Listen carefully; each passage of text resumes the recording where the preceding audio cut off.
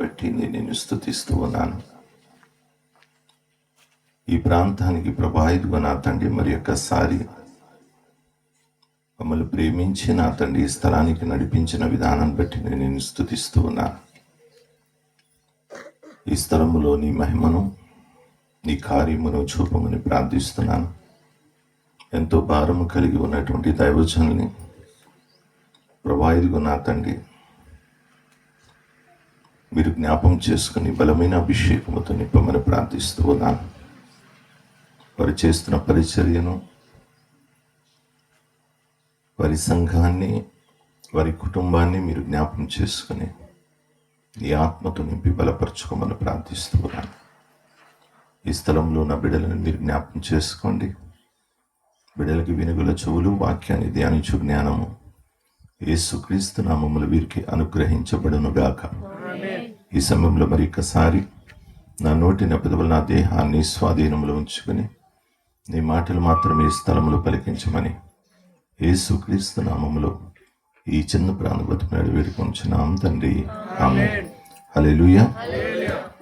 దేవునికి స్తోత్రం. ఎంతమంది సంతోషంగా ఉన్నారు? ఒకసారి గట్టిగా తప్పట్లు కొట్టి ప్రభువుని మెచ్చుకుందాం.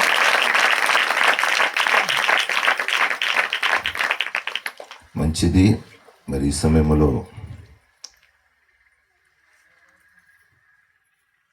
దేవుని యొక్క కృప మన మధ్యలో నిత్యము కూడా నిలిచి ఉంటుంది. ఎవరైతే దేవుణ్ణి ప్రేమించి దేవుని దగ్గరికి చేరుతూ ఉన్నారో వారిని ఎవరిని కూడా ప్రభు విడిచిపెట్టే దేవుడు కాదు, తోచివేసే దేవుడు కాదు.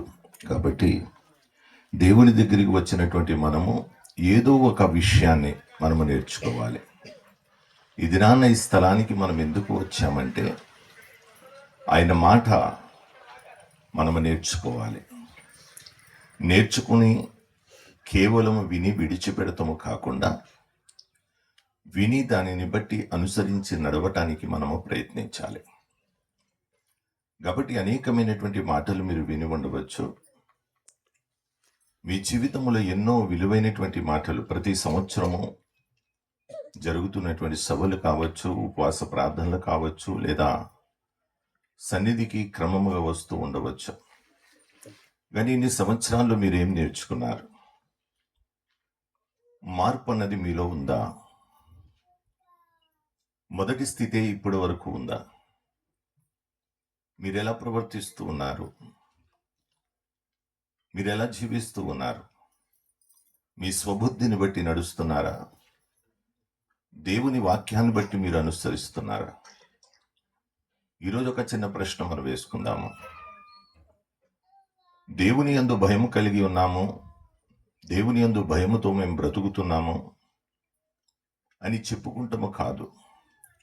దేవుని యందు మనకి భయము అన్నటువంటిది ఉంటే మన స్వబుద్ధిని మనం ఎక్కడ కూడా వాడుకోము.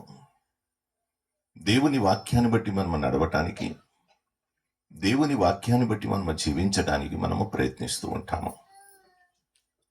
ఈ మధ్యాహ్న కాల సమయంలో ఒక్కసారి మనం ఒక చిన్న ప్రశ్న మనం వేసుకుందాము.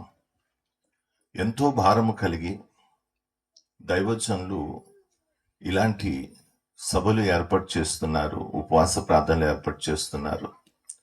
ఎంతో ప్రయాసపడి అనేక మంది దైవజనులు మీ మధ్యకి నడిపిస్తున్నారు. కారణం ఏంటంటే మీరు ఆత్మీయంగా బహుబలముగా ఎదగాలని, మీరందరూ కూడా ప్రభు సన్నిధిలో మీరు ఉండాలని వారి యొక్క తపన. అయితే ఈరోజు నేను అడుగుతున్నాను, ఇన్ని సంవత్సరాల నుండి మీరు దేవుని సన్నిధికి వస్తూ నేర్చుకుంటున్నటువంటి మాటలు, ఆ మాటలు బట్టి మీరు నడుస్తున్న క్రియలు ఉన్నాయా? ఎవరైనా నడుస్తున్నారా? నేను దేవుని మాటను బట్టి నడుస్తున్నానండి, సన్నిధిలో నేను నేర్చుకున్నటువంటి మాటను బట్టి నడుస్తున్నానన్న వారు ఎవరైనా కుడి చేయెత్తుతారా? లేరా ఒకరు కూడా? మరి ఎందుకని మనం వస్తున్నాం ఇక్కడికి?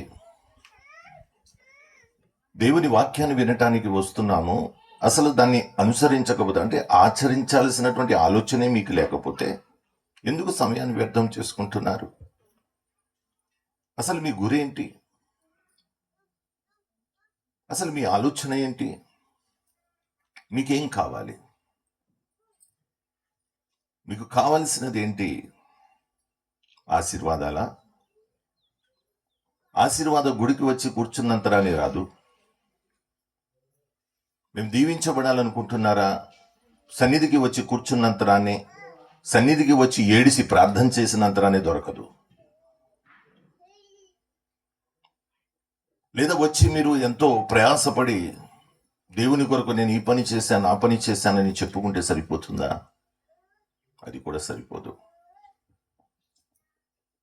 దేవుని బలమైనటువంటి అభిషేకము మీ మీదకి రావాలి అంటే, దేవుని కార్యాలు మీరు చూడాలి అంటే, మీ జీవితము కేవలము సన్నిధికి వచ్చి కూర్చుని ఏడుస్తూ ప్రార్థన చేసి ప్రభువా అని బిగ్గరగా అరుస్తూ ప్రార్థన చేస్తే మీరు దీవించబడిపోతారు, ఆశీర్వదించబడిపోతారంటే మీరు భ్రమలో ఉన్నారు.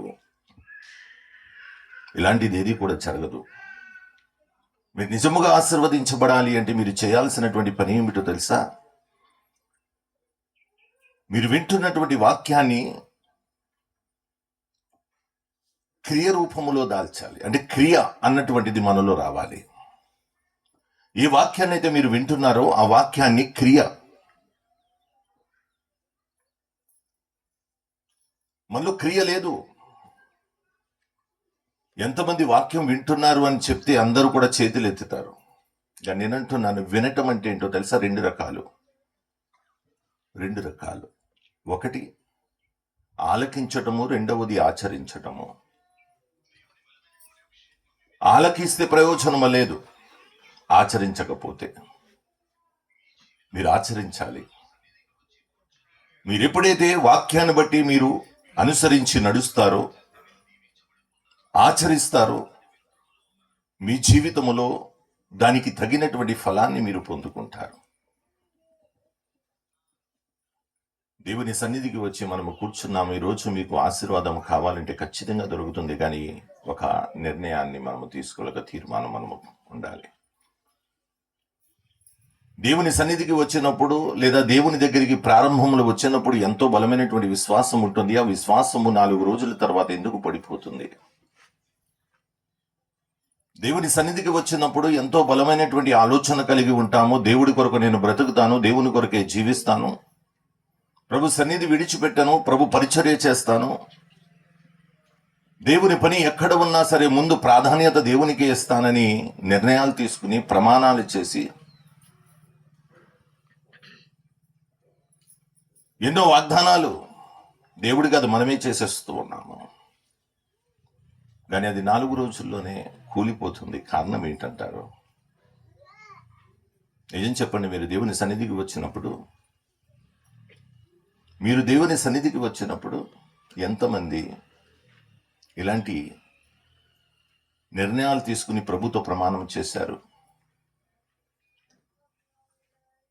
ఈ రోజు నుంచి నేను దేవుని సన్నిధి విడిచిపెట్టాను. మీకు కష్టాలు ఉన్నప్పుడు, నష్టపోయినప్పుడు, ఇబ్బంది కలిగినప్పుడు, మీకు శోధన కలిగినప్పుడు, దేవుడు విడిపించినప్పుడు, లేకపోతే అనారోగ్యం నుంచి మంచి స్వస్థతని ఇచ్చినప్పుడు మీరు ఇలాంటి మాటలు మాట్లాడి ఉండవచ్చు. మరి నేను అడుగుతున్నాను, ఆ రోజు చెప్పిన మాట ఏమైపోయింది? అబద్ధ జీవితాన్ని జీవిస్తూ ఆశీర్వాదాలు కావాలంటే ఎలా వస్తుందండి? అబద్ధ జీవితాన్ని జీవిస్తూ మనము, లేదా డంబము కలిగినటువంటి జీవితాన్ని జీవిస్తూ మనకి మనమే మోసగించుకుంటూ మన జీవితాన్ని జీవిస్తూ దేవుని కృప కొరకు కనిపెడుతున్నానని చెప్తే ప్రయోజనం ఏంటి? ఆలోచించండి ఒకసారి. అందుకే ప్రభు అంటున్నాడు, పిలుస్తున్నాడు, తిరిగి నా దగ్గరికి రండి. భ్రష్ట జనాంగమా, మోసపుచ్చు జనమా, అవిశ్వాసులారా, ప్రభు పిలుస్తున్నాడు, తిరిగి రండని. మనం అంటున్నాం, మేము దేవుని దగ్గరే ఉన్నాము కదా, తిరిగి రావాల్సింది ఏంటని. నువ్వు నడుస్తున్నటువంటి నడక సరైనటువంటిది కాదు. దాన్ని సరిదిద్దుకో, సరి చేసుకో. ఉపవాసాలు పెడుతున్నాము, ఉపవాసాలకి ఫలం ఎందుకు రావట్లేదు? ఒక ఉపవాసం పెట్టామంటే ఆమెన్ అనేసరికి కార్యాలు మనం చూడాలి. ఇన్ని దినాల నుండి మీరు ఉపవాసాలు పెట్టారు, ఉపవాసానికి ఫలం ఏం పొందారు? ఎంతో కష్టపడుతున్నారు, ప్రయాసపడుతున్నారు. ఒకరోజు ఉపవాసం పెట్టామంటే మనం లేఖనంలో చూస్తే అనేకమైనటువంటి విషయాలు ఉన్నాయి ఉపవాసం విషయంలో. అని అంటున్నాడు కదా, ఇప్పుడైనాను ఉపవాసం ఉండి కన్నీరు విడుచుచు దుఃఖించుచు మనవుపూర్వకంగా తిరిగి నా దగ్గరికి రామని పిలుస్తున్నాడు. మేమంటున్నాం, మేము వచ్చామయ్యా, మేము ఉపవాస ప్రార్థన చేస్తున్నాం. ఎవరు చూసినా వారు ఉపవాసం అంటున్నారు. శుక్రవారం ఉపవాసం, శనివారం ఉపవాసం, ఆదివారం ఉపవాసం, మంగళవారం ఉపవాసం, బుధవారం ఉపవాసం, ఎవరికి వాళ్ళే ఉపవాసం ఉపవాసం అంటున్నారు. ఉపవాసం అంటే ఏంటండి?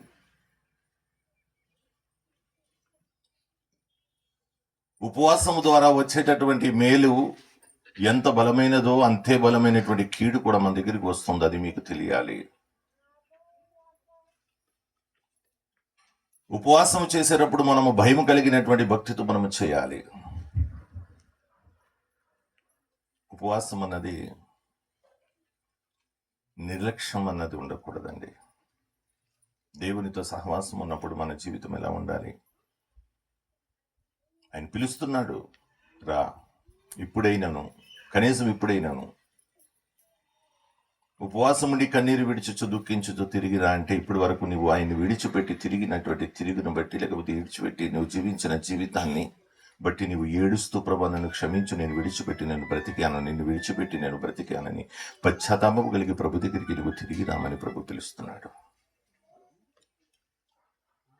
ఉపవాసము ద్వారా కేవలం ఆశీర్వాదాలే మీరు వెతుకుతున్నారు. ఉపవాసము ద్వారా ఆశీర్వాదాలే కాదు, శాపం వస్తుంది, కీడు వస్తుంది, భయంకరమైనటువంటి ఖడ్గం మన మీద నడిపించబడుతుంది. అది మనం ఏమాత్రము కూడా తెలుసుకోలేకపోతున్నాము, నిర్లక్ష్యం చేస్తూ ఉన్నాము. మన జీవితాలు మారాలి. నామకార్థమైనటువంటి భక్తిని విడిచిపెట్టండి.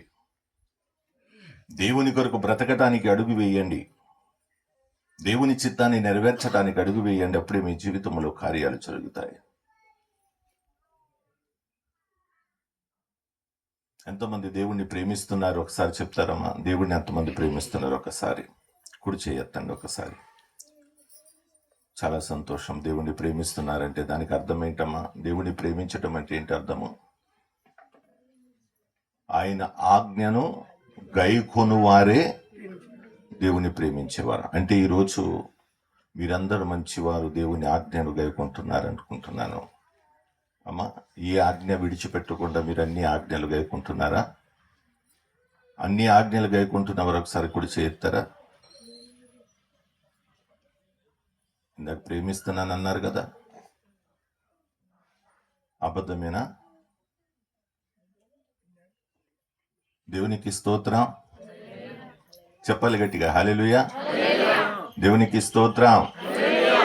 ఒక్కసారి ఆలోచించండి. మీ జీవితాలు నిజంగా మార్చుకోవాలి అనుకుంటే మీ స్వబుద్ధిని ఉపయోగించటము మానివేసి మీరు ఏది చేసినా దేవుని వాక్యాన్ని బట్టి నడవటానికి మీరు ప్రయత్నించినప్పుడు మాత్రమే మీ జీవితంలో కార్యాలు జరుగుతాయి. ఈరోజు నిలవాలనుకున్నా నిలవలేకపోవటానికి కారణం ఏంటి అంటే, ఈరోజు జీవించాలన్నా జీవించలేకపోవటానికి కారణం ఏంటంటే, మన ఎదుటికి వస్తున్నటువంటి శ్రమలు, నిందలు, అవమానాలు, భయంకరమైనటువంటి పరిస్థితులు. వీటి నుండి మనము విడిపించబడాలి అనంటే, ఈ శ్రమల నుండి మనం బయటికి రావాలి అంటే మన స్వబుద్ధిని ఉపయోగించుకోవటం తప్పటలేదు. కష్టం ఎక్కువైపోయినప్పుడు తప్పు చేస్తాము, నిందలు వచ్చినప్పుడు తప్పు చేస్తూ ఉంటాము. పైగా ఏమంటామంటే, దేవుని దగ్గరికి వచ్చిన తర్వాత కష్టాలు ఎక్కువైపోయినాయి అంటూ ఉంటాము. నిజమా కదమ్మా? దేవుని దగ్గరికి వచ్చిందా కష్టాలు ఎక్కువైనాయి కదా అమ్మా? ఇని అవ్వలేదా? దానికి కారణం ఏంటంటారు? దేవుడే కష్టాన్ని ఇచ్చాడంటారా, లేకపోతే ఏంటంటారు?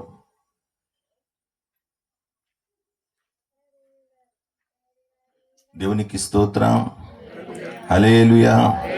సరే, ఏదేమైనా సరే కొన్ని మాటలు మనం నేర్చుకోవటానికి మనం ప్రయత్నించుకుందాము. ఈరోజు దేవుని మాటను మర్చి మనకిష్టం వచ్చినట్లుగా జీవిస్తున్నటువంటి ఈ జీవితమును గురించి కొన్ని మాటలు. ఇక్కడ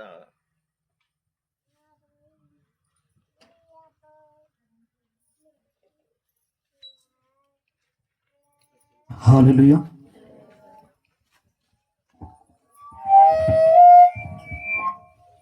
దేవునికి స్తోత్రం. మనము భయపడుతున్నది ఎందుకు మనము నిలవలేకపోతున్నాము దేవునిలో అని అంటే, నాకు తెలిసిన విషయం ఏంటంటే, ఈ శ్రమలు రావటం ద్వారా నేను చాలామందిని అడిగినప్పుడు నాకు చెప్పే మాటలు ఇవి. అయ్యగారు, నాకు ఉందండి బాగా బలంగా నడవాలని, దేవునిలో నడవాలని, దేవుని పరిచర్య చేయాలని, కానీ మా కుటుంబ పరిస్థితి బాగోలేదు, మాకు భయంకరమైనటువంటి శ్రమలు ఉన్నాయి, మేము శోధనలో నడుస్తున్నాము, భయంకరమైనటువంటి నిందల అవమానాల్లో మధ్యలో మేము పడిపోయి ఉన్నాము, కాబట్టి మేము నడవలేకపోతున్నాము. అలాంటి టైంలో నేను ఒక మాట అడిగినప్పుడు, దేవుడి వాగ్దానం మనకుంది కదా, దేవుని వాగ్దానం ద్వారా మనము నడిస్తే మన జీవితాలు సరిదిద్దబడతాయి కదా అని మనం అడిగినప్పుడు వారేమంటూ ఉన్నారంటే, నమ్మామండి కానీ కార్యాలు ఏవి కూడా మేము చూడలేకపోతున్నాం అంటున్నాము. శ్రమ అన్నది 4 రోజులు ఉండేది, శాశ్వత కాలం మీ దగ్గర ఉండేది కాదు. ఒకే ఒక మాట నేను మిమ్మల్ని అడిగి వాక్యంలోనికి వెళ్దాము. దేవుని దగ్గరికి ఏదైనా మీరు ఆశించి వచ్చారా, లేదా దేవుని దేవునిగా మహిమపరచడానికి వచ్చారా? అమ్మా చెప్తారా? చెప్పాలి. దేవుని దేవునిగా మహిమపరచడానికి వచ్చారా, దేవుని దగ్గర ఏదో ఆశించి వచ్చారా? అమ్మా, అంత పచ్చాబంధమే. నిజం చెప్పండి. ఎవరు వచ్చినా సరే ఏదో ఒక బాధతోనో, కష్టంతోనో, ఇబ్బందితో కొంతమంది వచ్చి ఉంటారు, నేను కాదన్ను, కానీ ఎక్కువ శాతం మాత్రం దేవుని దగ్గరికి వచ్చినది ఏంటో తెలుసా? ఏదో కార్యము కొరకు దేవునిగా మహిమపరచాలి. దేవుణ్ణి దేవునిగా మహిమపరచాలంటే మన శ్రమలు చూడము, కష్టము చూడము, ఇబ్బందులు చూడము, నిందలు అవమానాలు ఏది పట్టించుకోము. ప్రభు ఏదైనా లేదని చెప్పాడా? వాక్యములు ఏమన్నాడు? నీకు శోధన కలుగుతుందన్నాడు, నువ్వు హింసించబడతావన్నాడు, నీవు నిందించబడతావన్నాడు. ఏమండి, ఎంతైతే నీవు క్రీస్తులో సద్భక్తితో బ్రతకను ఉద్దేశించి వారందరూ కూడా హింసించబడతారని వాక్యం సెలవిస్తుంది. అన్నీ కూడా ప్రతి మాట కూడా తెలియజేస్తున్నప్పటికీ మనము ఎందుకు ఏడుస్తూ దుఃఖపడుతూ ఉన్నాము చెప్పండి? దేవుని మీద నమ్మకం అన్నది మనకి ఎక్కడుంది? వాగ్దానాలు తీస్తారమ్మా మీరు? వాగ్దానాలు నమ్ముతారా? ఆ వాగ్దానాల గురించి ఎప్పుడైనా ప్రార్థన చేశారా?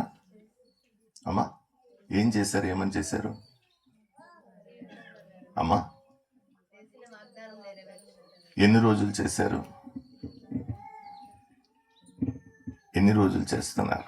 సరే, వాగ్దానం అన్నది ఎవరికైనా వచ్చింది? ఒక వాగ్దానం చెప్పండి. ఎవరికైనా వచ్చిన ఒక వాగ్దానం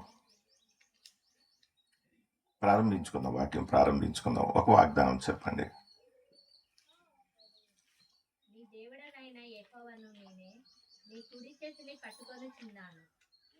దేవునికి స్తోత్రం. కుడి చేతిని పట్టుకుంటుందని దానికి అర్థం ఏంటి? ఇంకా అసలు భయపడాల్సిన అవసరం లేదు, అంతే కదా? ఆయనే మన చేయి పట్టుకుంటుంటే మనకు అసలు ఇంకా దేని గురించి భయపడ అవసరం లేదు. ఈరోజు మీకు వచ్చిన ఈ వాగ్దానాన్ని బట్టి మీ జీవితంలో ఏదైనా శ్రమ వస్తే మీకు కంగారు వస్తుందా? రాదా? వస్తుంది కదా. మరి ఎందుకు వస్తుంది? నీ దేవుడు నీకు వాగ్దానం చేశాడు కదా, నీ దేవుడు నీకు వాగ్దానం చేశాడు కదా, నీ కుడి చేయిని పట్టుకుంటానని. అంటే దేవుడి మీద నమ్మకం లేదా నీకు? ఈరోజు మీకు వచ్చినటువంటి వాగ్దానాలన్నీ కూడా మీరు ఒకసారి గమనించండి. ప్రతి ఒక్కరి కూడా ఆయన అంటున్నాడు, నీ ఎదుట నా దూతలను పెడతానంటున్నాడు, లేకపోతే నేను చంకని ఎత్తుకుంటానంటున్నాడు, ఇది కాళ్ళకి ఏది కూడా రాయి కూడా తగలనివ్వని అంటున్నాడు. ప్రతి ఒక్క మాట కూడా మీకు చెప్తూ తెలియజేస్తూనే వెళ్తున్నాడు కదా. అయినప్పటికీ వాగ్దానం మీద మనకి ఎందుకు మనసు రావట్లేదు? దేవుడిచ్చిన వాగ్దానం కదా, దాని కొరకు ప్రభు ఏమంటున్నాడు తెలుసా? నా వాగ్దానములు నెరవేర్చబడటానికి మీలో ఓర్మి అవసరమై ఉన్నది అంటుంది వాక్యము. మీలో ఓర్మి అన్నది ఉంటే మీ జీవితంలో వాగ్దానాలు నెరవేర్చబడతాయి. దేనికి ఓర్మి అన్నది? దేనికి అంటే దేన్ని ఓర్చుకోవాలంటే మీకు వచ్చేటటువంటి శ్రమలు, ఇబ్బందులు, నిందలు, అవమానాలు ఇవన్నీ ఓర్చుకోవాలి. ఆయన ఏమంటున్నాడు యాకోబులో చూడండి, 1వ అధ్యాయంలో 2వ వచనం చదవండి ఒకసారి. యాకోబులో 1వ అధ్యాయం 2వ వచనమా. నా సహోదరులారా, మీ విశ్వాసమునకు కలుగు పరీక్ష ఓర్పును పుట్టించినని ఎరిగి మీరు నానా విధాలైన శోధనలో పడినప్పుడు అది మహా ఆనందమని ఎంచుకొనుడి. మీరు సంపూర్ణులను అనునాంగులను ఏ విషయములోనైనా కొదువు లేని వారినై ఉండునట్లు ఓర్పు తన దేవునికి స్తోత్రం. దాన్ని కొనసాగనివ్వనివ్వంట, అంటే కొనసాగనివ్వు. నానా విధాలైన శోధనలు కలిగినప్పుడు నీవు మహానందంతో ఉండాలంటున్నారు. ఈరోజు శోధన కలిగితే చాలు భయము. 1 పేతురులో చూడండి ఏమంటున్నాడు. 1 పేతురు 4వ అధ్యాయం 12వ వచనం తీయండి ఒకసారి. ప్రియులారా, మిమ్మును శోధించుటకు మీకు కలుగుచున్న అగ్ని వంటి మహాశ్రమను గూర్చి మీకేదో ఒక వింత సంభవించినట్లు ఆశ్చర్యపడకుడి. ఏమంటున్నాడు? అగ్ని వంటి మహాశ్రమను గురించి మీకు ఏదో ఒక వింత సంభవించినట్లు ఆశ్చర్యపడకుడి అంటున్నాడు.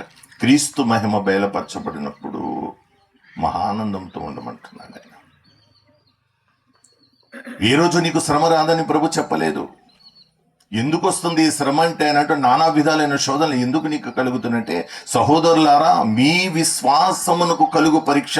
మీరు అంటున్నారు కదా, ప్రభు కొరకు నేను ఏదైనా చేసేస్తాను, ప్రభు కొరకు నేను ఏదైనా చేయగలను, ప్రభు పిలిస్తే చాలు అంటున్నారు కదా. ఈరోజు మీకు శ్రమ వస్తే ఎందుకని కృంగిపోతున్నారు? ఎందుకు ఓర్చుకోలేకపోతున్నారు? ఎందుకు సహించలేకపోతున్నారు? దేవుని వాగ్దానం మీ జీవితంలో ఎలా నెరవేర్చబడుతుంది? ప్రతి విషయంలో కృంగిపోతూ భయపడిపోతూ ఇదిగో ఏడుస్తూ కూర్చుంటున్నారే, చేతకాని వారి వలె కూర్చుంటున్నాం చూడండి. దేవుడి దగ్గర నుంచి ఎలా ఫలం పొందుకుంటాం మనం చెప్పండి? ఏ విధంగా దేవుని దగ్గర నుంచి మనం ఫలం పొందుకుంటాము? దేవునికి స్తోత్రం. హల్లెలూయా, హల్లెలూయా. ఏమంటే క్రీస్తు యేసునందు సద్భక్తితో బ్రతకును ఉద్దేశించి వారందరూ హింసించబడతారు.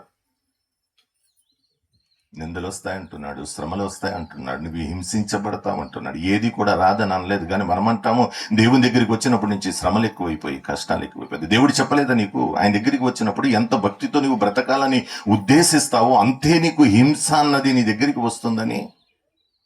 కొంతమంది అయితే ఏడుస్తూ ఉంటారు నిందలు. మంచి చేస్తున్నాయండి, ఏమండి మంచి చేస్తున్నా చెడే వస్తుంది. ఎంతమంది అంటలేదు అలా చెప్పండి? యెషయా గ్రంథంలో ఏమంటున్నాడు చూడండి ఒకసారి. 51వ అధ్యాయం 7వ వచనం ఒకసారి తీయండి. యెషయా గ్రంథంలో 51:7. ఎవరిని గురించి అంటున్నాడమ్మా? నీతిలో ఉన్నవారినా అనీతిలో ఉన్నవారినా? నీతి అంటే దేవుని చిత్తములో నడుస్తున్నటువంటి వారితో ప్రభు మాట్లాడుతున్నాడు. వాక్యానుసారంగా నడుస్తున్నటువంటి వారితో మాట్లాడుతున్నాడు. ఎవరైతే పరిశుద్ధంగా ఉంటున్నారో వారితో మాట్లాడుతున్నాడు. అంటే ఏమంటున్నాడంటే, నీతిని అనుసరించు వారులారా నా మాట వినుడి, నా బోధను హృదయమందుంచుకొను జనులారా ఆలకించుడి. మనుషులు పెట్టు నిందకు భయపడకుడి, వారి దూషణ మాటలకు దిగులు పడకుడి. దేవునికి స్తోత్రం. చెప్పండమ్మా హల్లెలూయా. దేవునికి స్తోత్రం. ఏమంటున్నాడు? నానా విధాలైన శోధనలు కలుగుతాయి, మీకు నిందలు కలుగుతాయి, అగ్ని వంటి శ్రమలు కలుగుతాయి. ఏమండి ఎవరిని గురించి మాట్లాడుతున్నట్టే ప్రభు అంటున్నాడు, నీతిని అనుసరించువారులారా. ఎవరైతే దేవుని వాక్యాన్ని బట్టి నడుస్తున్నారో, దేవుని చిత్తములో ఎవరైతే నడుస్తున్నారో, దేవునిలో ఎవరైతే కట్టబడుతూ ఉన్నారో వారితో ప్రభు మాట్లాడుతున్నాడు. మీకు అనేకమైనటువంటి నిందలు వస్తాయి, అనేకమైన సమస్యలు వస్తాయి, అనేకమైనటువంటి శోధన నీకు కలుగుతుంది, భయంకరమైనటువంటి ఇబ్బందులు మీరు చిక్కుకుని ఉంటారు. కానీ మీరు భయపడద్దు అంటున్నాడు. అంతే. మీరు ఎలా ఉండాలి అంటే దాన్ని ఎదిరించే వారుగా ఉండాలి. ఈ శ్రమ అన్నది ఎన్నో రోజులు నీ దగ్గర ఉండేది కాదు. ఈ శ్రమ అన్నది 4 రోజులు మాత్రమే నీ దగ్గర ఉంటుంది. ఆ తర్వాత స్వర్ణము వలె మార్చబడుతుంది. చాలా మంది పాపములో నడుస్తూ ఇష్టం వచ్చినట్లుగా బ్రతుకుతూ స్వబుద్ధిని ఆధారం చేసుకుంటూ వారు ఏమంటున్నారు తెలుసా? ఒకరికొకరు బలపరుచుకుంటున్నారు. ఏమని తెలుసా? 4 రోజులేనండి, భయపడద్దు, ధైర్యంగా ఉండండి. మీ గురించి కాదు ఇక్కడ మాట్లాడేది. నీతితో నడుస్తున్నటువంటి వారు శ్రమ కలిగినప్పుడు, నీతితో ఉన్న వారికి శ్రమ కలిగినప్పుడు ప్రభు మాట్లాడుతున్న మాట అది. అనీతిలో ఉన్నవారు మాట్లాడే మాటలు కాదు. మీకు ఇష్టం వచ్చినట్లుగా నడుస్తూ, ఇష్టం వచ్చినట్లుగా ప్రవర్తిస్తూ మీ మీదకి వచ్చినటువంటి శోధన ఉందే, అది 4 రోజుల్లో పారిపోతుందని మాత్రం అనుకోదు. నీ జీవిత కాలం అంతా కూడా నిలిచి ఉంటుంది. శ్రమలు వచ్చే 2 రకాలుగా మన దగ్గరికి క్రైస్తవ జీవితంలో వచ్చేటటువంటి శోధన 2 రకాలు. ఒకటి దేవునిలో బలముగా ఉన్నప్పుడు పరీక్షించబడటానికి వస్తుంది. రెండవది దేవుణ్ణి నిర్లక్ష్యం చేసి ఇష్టం వచ్చినట్లుగా బ్రతుకుతున్నారు చూడు, వారి మీదకి శిక్షగా వస్తుంది. ఈరోజు నీ మీద ఎలాంటిది ఉందో నీవు పరీక్షించుకో. దేవుణ్ణి కలిగి ఉన్నావా? దేవునికి దూరంగా ఉన్నావా? దేవుడు నీ జీవితంలో చేసినటువంటి వాగ్దానము నెరవేర్చబడాలంటే ఈ శ్రమను చూసి నీవు భయపడకుండా, నీ ఎదుట ఉన్నటువంటి ఇబ్బందులను చూసి భయపడకుండా, దేవుడు నీకు ఇచ్చిన వాగ్దానాన్ని మాత్రమే గుర్తు పెట్టుకుని, ఇవన్నీ కూడా వాగ్దానాల్లో కొట్టుకుపోతున్నాయి అన్నటువంటి సంగతి గుర్తుపెట్టుకోవాలి. ఈరోజు భయంకరమైనటువంటి శోధనలో నీవు ఉన్నావు, కానీ దేవుడు మాట ఏమిటో తెలుసా? నేనున్నాను, విడిపించువాడును నేనే, నడిపించువాడును నేనే, రక్షకుడును నేనే, నేను తప్ప వేరొకడు లేడని చెప్తూ ఉన్నప్పుడు, ఇటువంటి వాగ్దానం నీకు ఇచ్చినప్పుడు, నేను నీకు తోడై ఉన్నానని చెప్పినప్పుడు నీకు భయం వస్తుంది. లేదా నీవు దిగులుతో ఉన్నావు, దిగాలుతో ఉన్నావు, పిరికితనముతో ఉన్నావు, ఏడుస్తూ ఉన్నావు, బాధపడుతూ ఉన్నావు అంటే దానికి అర్థం ఏంటో తెలుసా? నీవు దేవుడిని అవమానపరుస్తూ ఉన్నావు, దేవుడు చేతకాని వాడని మీరు చెప్తూ ఉన్నారు. దేవుడిచ్చిన వాగ్దానము, ఆయన అబద్ధి కూడా మాట ఇచ్చి తప్పటానికి, ఆయన మీ జీవితంలో ఇచ్చినటువంటి వాగ్దానం మీ జీవితంలో నెరవేర్చబడదనుకుంటున్నారా? ఏమనుకుంటున్నారు? దేవుడు మీ జీవితంలో చేసిన కార్యాలు మీ జీవితంలో ఖచ్చితంగా 100% జరిగి తీరుతుందంతే. అది జరగాలి అంటే మీ జీవితాలు మారాలి. మారకపోతే మీ జీవితంలో ప్రభువా అని ఏడుస్తూ ప్రార్థన చేస్తే ఆశీర్వాదాలు వచ్చేయు.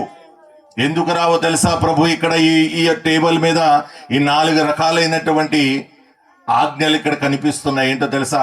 శాపమా, రా అని పిలిచినప్పుడు శాపం వస్తుంది ప్రభు దగ్గరికి.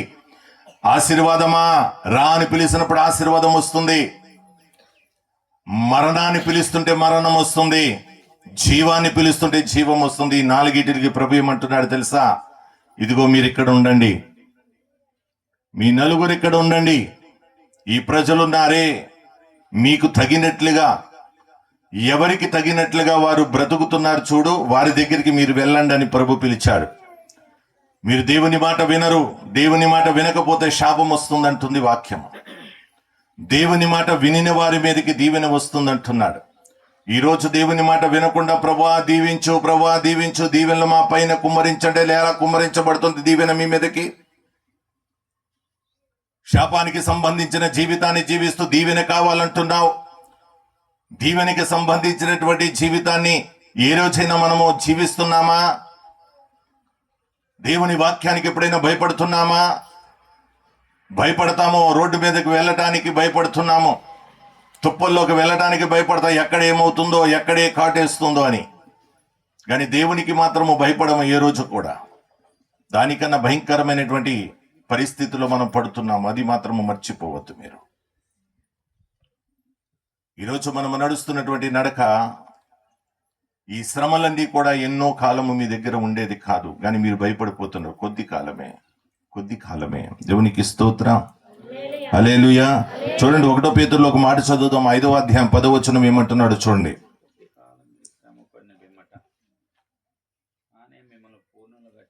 5:10 తన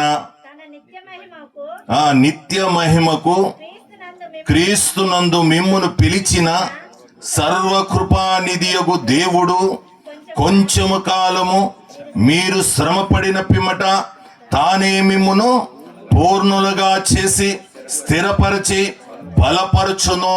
దేవునికి స్తోత్రం. హల్లెలూయా. కొంచెము కాలమే అంటున్నాడు కానీ మీకు వచ్చిన ఈ శ్రమలను బట్టి దేవుడికి ఇచ్చిన మాటను విడిచిపెట్టేస్తున్నారు. ఈ కొంచెం అన్న సంగతి మర్చిపోతున్నాము మనము. ఆయనే మనల్ని ఏమండి స్థిరపరుస్తాడంట, బలపరుస్తాడంట. కానీ ఎప్పుడు సాధ్యమో తెలుసా? దేవుని వాక్యాన్ని మనము నిర్లక్ష్యము చేయకుండా, ఆయన ఇచ్చిన వాగ్దానాన్ని నిర్లక్ష్యము చేయకుండా, ప్రభు నాకు వాగ్దానాన్ని ఇచ్చాడే, ప్రభు నాతో మాట్లాడాడే, ఇదిగో ఈ మాటలు నా జీవితంలో నెరవేర్చబడతాయన్న విశ్వాసము నీలో లేకుండా ఏడుస్తున్నావు చూడు, దాని గురించి సమస్తమును కోల్పోతున్నావు. ప్రతి ఒక్కరము కూడా ఏ బ్రతుకుతున్నామో మనకు అర్థము కావట్లేదు. ఒక్కసారి దేవుని వైపుకి తిరగండి.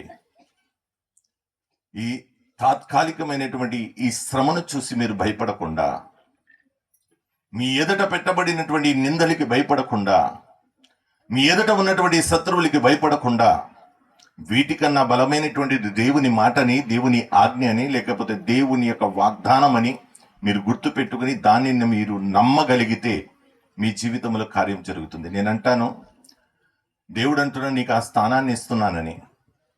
అమ్మ, దేవుడు ఆ స్థానాన్ని నీకు ఇస్తున్నానని దేవుడు నీకు వాగ్దానం ఇచ్చినప్పుడు పరిస్థితులు చూస్తుంటే భయంకరంగా ఉన్నాయి. ఆ స్థానం ఎటువంటి పరిస్థితుల్లో మనం పొందుకోలేము. ఎటువంటి స్థానములు అంటే మేము పొందుకోలేమని మనకు అనిపిస్తుంది. ఇప్పుడు మనకు అనిపిస్తున్నటువంటి ఇది నమ్మాలా, దేవుడు చెప్పినది నమ్మాలా? అమ్మ చెప్పాలి. దేవుడు చెప్పినదే నమ్మాలి. ఎందుకంటే అక్కడ ఉంటున్నాము. ఇది తాత్కాలికం, ఇది కొంచెము కాలమే మనం ఇది ఇబ్బంది. కాబట్టి ఏది జరుగుతుందో జరగని, ఎలాంటి శ్రమ వస్తుందో రాని, ఎలాంటి నింద వస్తుందో రాని, నీవు మాత్రం నీతి తప్పకుండా యథార్థముగా నీవు ఎదరికి కొనసాగగలిగితే, నీ జీవితాన్ని కొనసాగించుకోగలిగితే నీ జీవితంలో మేలు జరుగుతుందంతే. భయపడుతూ కురిగిపోతూ ప్రతి విషయంలో కూడా అప్పటికప్పుడే నిర్ణయాలు మార్చుకుంటూ ఉండకూడదు. క్రైస్తవ జీవితం నిర్ణయాలు ఎప్పటికప్పుడు మార్చుకోకూడదండి. ఒక నిర్ణయం తీసుకున్నామంటే దాని కొరకు ప్రాణం పోతున్న ఆ నిర్ణయం నుంచి బయటికి రాకూడదు. ఈ రోజు నుంచి దేవుని పని చేస్తానని ఒక నిర్ణయం మనము తీసుకున్నప్పుడు, దేవుని పని కొరకు అడుగు వేసిన తర్వాత శ్రమ వచ్చిందని, కష్టాలు వస్తున్నాయని, లేకపోతే నిందలు వస్తున్నాయని, అవమానాలు కలుగుతున్నాయని మన ఆలోచన మనం మార్చుకోకూడదు. వస్తున్నాము వెళ్తున్నాం ప్రయోజనం లేదండి. వస్తున్నాము వెళ్తున్నాం ప్రయోజనం లేదు. ప్రభు అంటున్నట్లుగా మీరు వస్తున్నారు, ప్రార్థన చేస్తున్నారు, కేకలు వేస్తున్నారు, అరుపులు వేస్తున్నారు. నేను చెప్పు మాటల ప్రకారం మీరు చేయక ప్రభువా నన్ను పిలుచుట ఎందుకని అడుగుతున్నాడు. ఆయన చెప్పింది ఏది కూడా మనం చేయకుండా ప్రభువా అని ఏడుస్తూ కన్నీరు కరుస్తూ ప్రార్థన చేస్తూ ప్రయోజనం ఏంటని అడుగుతున్నాడు. మనకిష్టం వచ్చినట్లుగా నడవటము కాదు, ప్రభుకి ఇష్టమైనతో తెలుసుకోండి. ప్రభుకి ఇష్టమైన రీతిలో నడవటానికి మీరు ప్రయత్నించండి. ఈరోజు మీ ఎదుట ఉన్నటువంటి ఈ పరిస్థితిని చూసి భయపడిపోతున్నారు చూడండి. మీరు పనికిరాదు, నమ్మకానికి పనికిరాదు. విశ్వాసం అన్నది మీలో లేదు. మీలో నిజముగా విశ్వాసం అన్నది ఉంటే వీటికి తాత్కాలికంగా వచ్చేటటువంటి ఈ యొక్క కొంచెము కాలము నిలిచే ఈ శ్రమకి మీరు భయపడరు. దేవుని వాక్యం చెప్తుంది.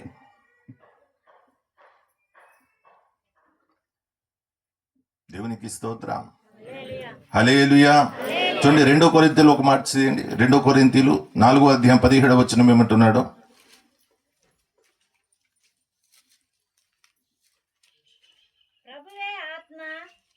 2 కొరింథీయులు 4:17 మేము దృశ్యమైన వాటిని చూడక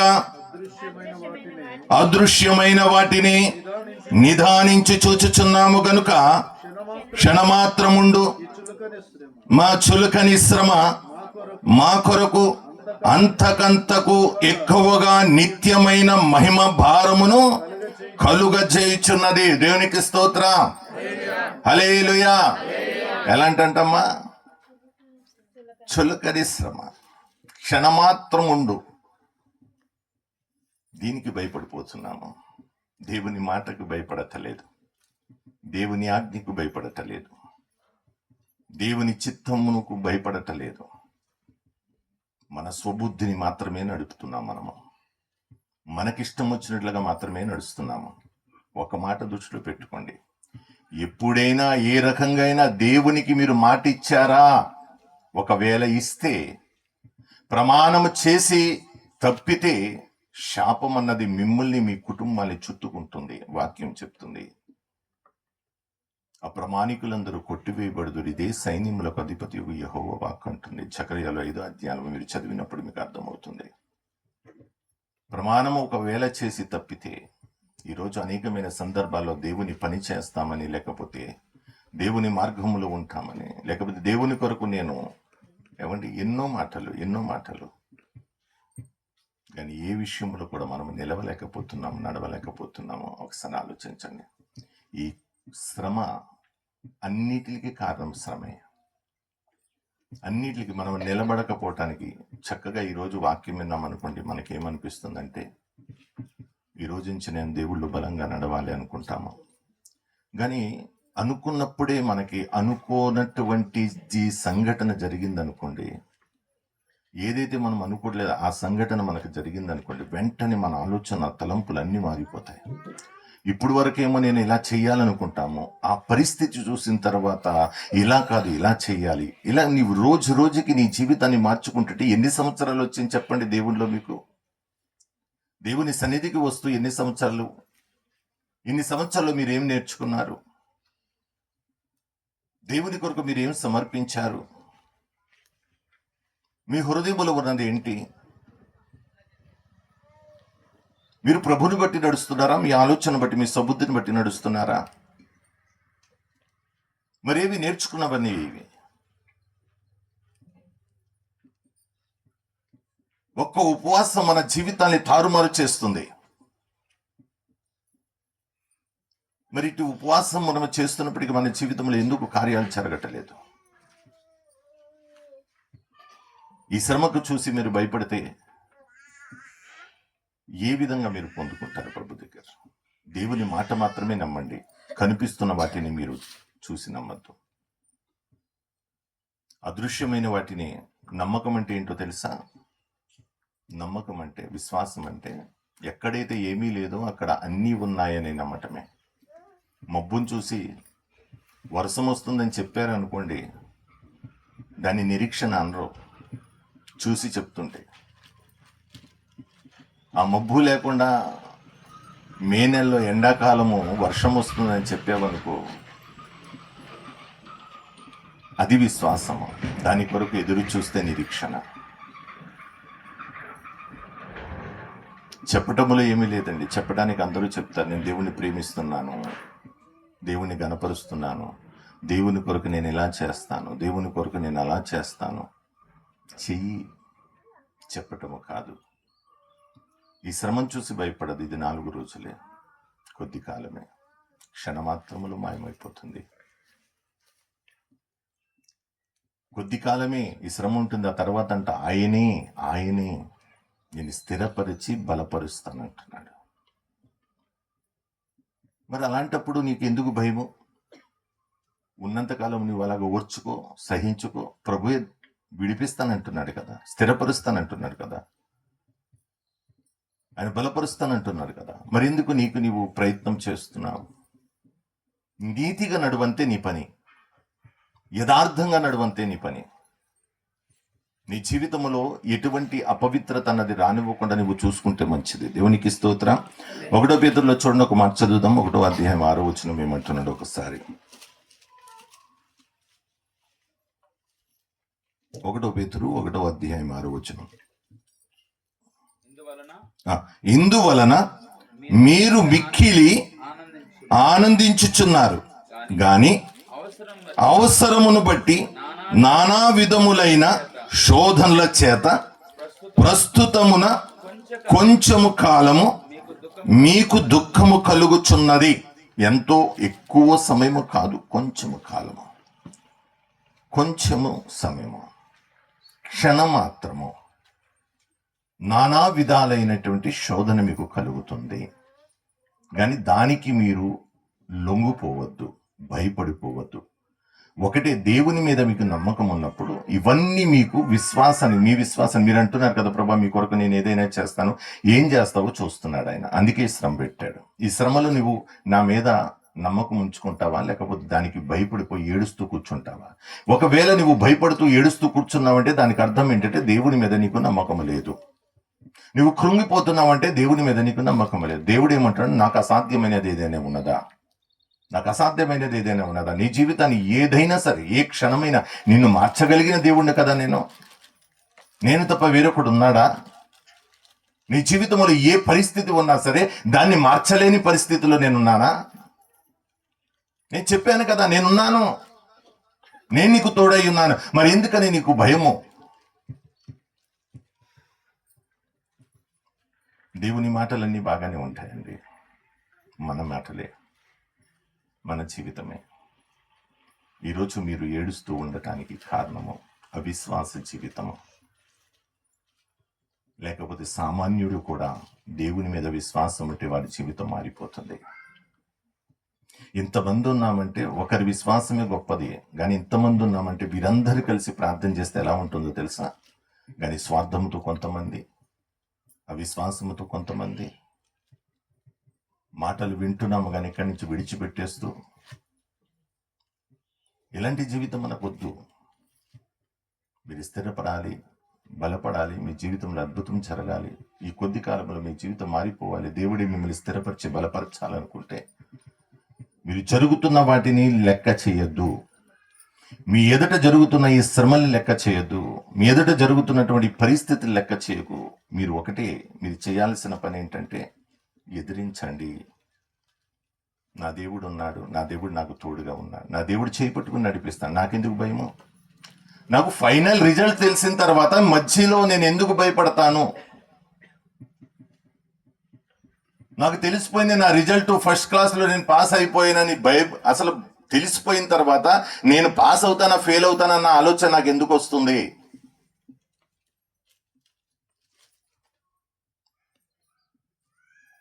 ఈరోజు ఒకటే దేవుని యొక్క చిత్తాన్ని గమనించి దేవుని చిత్తంలో నడవటానికి దేవునికి ప్రాధాన్యత ఇవ్వండి. మొదటి స్థానం దేవునికి ఇవ్వండి.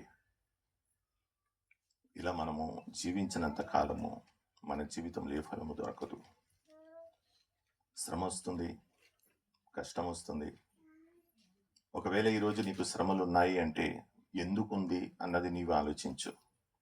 నువ్వు తప్పు చేస్తూ లోకంలో కలిసిపోయి లోకానుసారంగా జీవిస్తూ దేవుడు కావాలి, లోకము కావాలి అనుకుంటూ నువ్వు బ్రతికితే మాత్రము నీ జీవితంలో ఏది కూడా జరగదు, ఏమీ పొందుకోవు.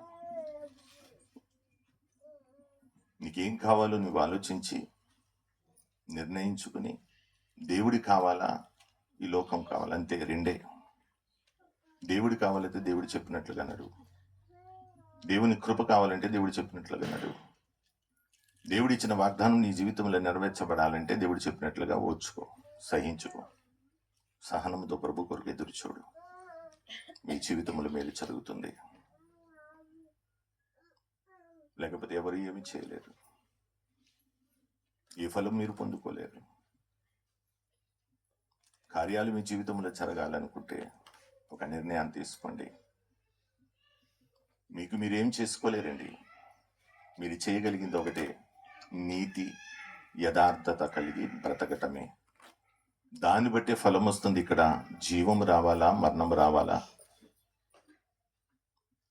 ఏమండి, జీవం రావాలా, మరణం రావాలా, ఆశీర్వాదం రావాలా, శాపం రావాలా? దీన్ని బట్టి వస్తుంది. మీరు ఎలా బ్రతుకుతారు మీ క్రియలు బట్టి జరుగుతుంది. వారి వారి క్రియలు బట్టి వారికి ఫలము దొరుకుతుంది అంటున్నాడు. ఎంత మీ క్రియలు బట్టి మీకు ఫలము దొరుకుతుంది. మీరు ఎలా బ్రతుకుతారు అలాగే.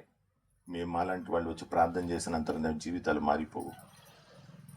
మీ జీవితాలు మారిపోతాయి అనుకుంటారా? మారిపోవు. మీ క్రియ మారితేనే, మీ ప్రవర్తన మారితేనే, మీ ఆలోచన మారితేనే, మీ విధానాన్ని మారితేనే, ఆయన వాక్యములో మీరు క్రియ కలిగి జీవిస్తేనే. అందుకే ప్రభు అంటాడు, నేను చెప్పు మాటల ప్రకారం మీరు చేయక ప్రభా నన్ను పిలుచుట ఎందుకు? నువ్వు ఎంత ఏడిసి ప్రార్థన చేసిన ప్రయోజనం ఏంటి అంటున్నాడు. కాబట్టి పశ్చాత్తాపం కలిగి ప్రభు దగ్గరికి తిరిగి రావాలి. మీరు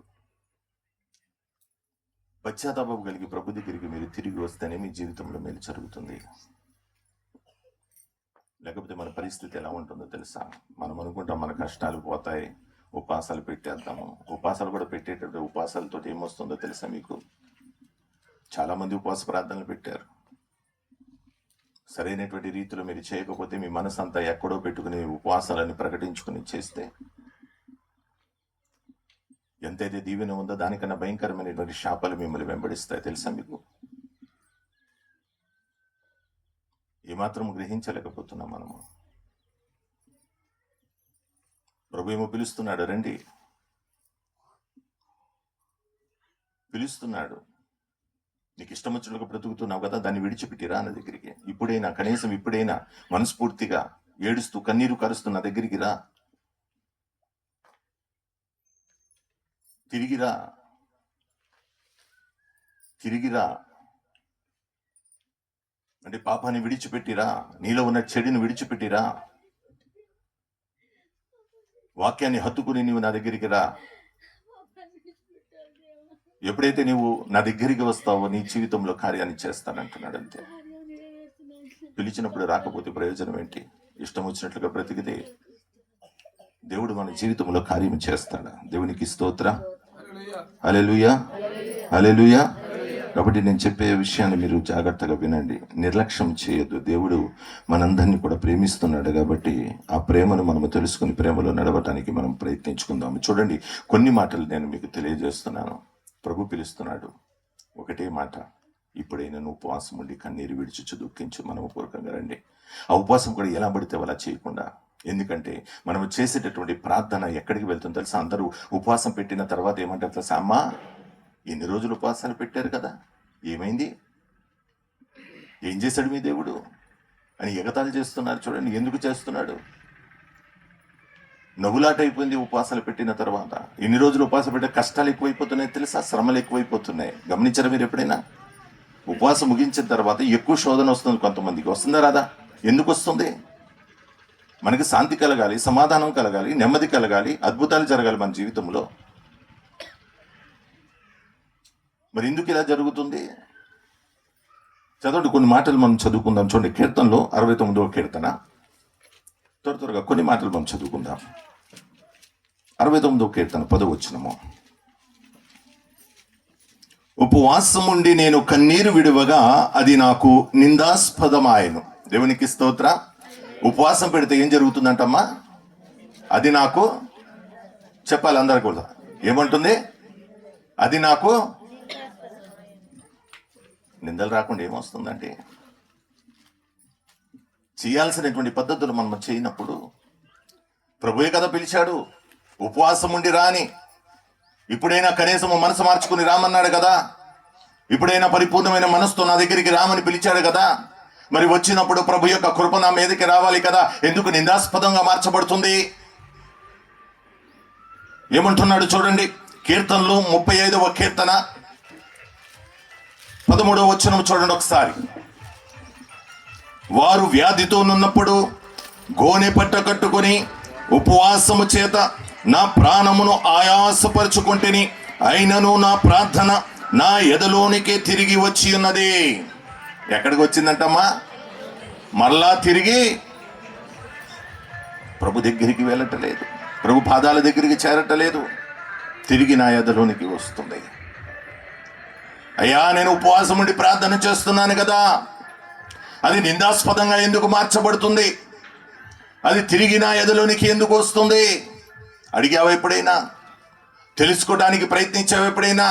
ఉపవాసాలు ముగించిన వెంటనే అనేకమైన శోధనలు మనకు ఎందుకు వస్తున్నాయి? ఉపవాసాలు ముగించగానే అద్భుతాన్ని చూడాలి మనము. ఉపవాసం ముగించగానే దేవుని యొక్క కార్యాలు మనము చూడాలి.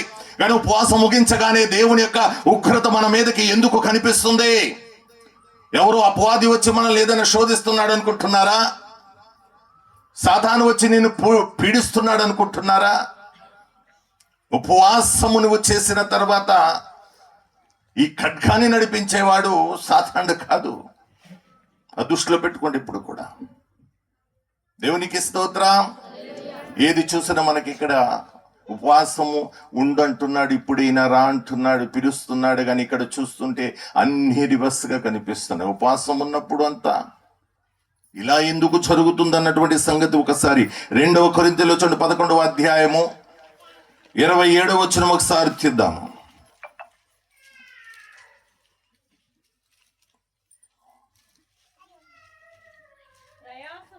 ప్రయాసతోనూ కష్టములతోనూ తరచుగా జాగరములతోనూ ఆకలి దప్పులతోనూ తరచుగా ఉపవాసములతోనూ చలితోనూ దిగంబరత్వముతోనూ ఉంటిని. ఇంకను చెప్పవలసినవి అనేకములున్నవి. దేవునికి స్తోత్రం. హల్లెలూయా, హల్లెలూయా.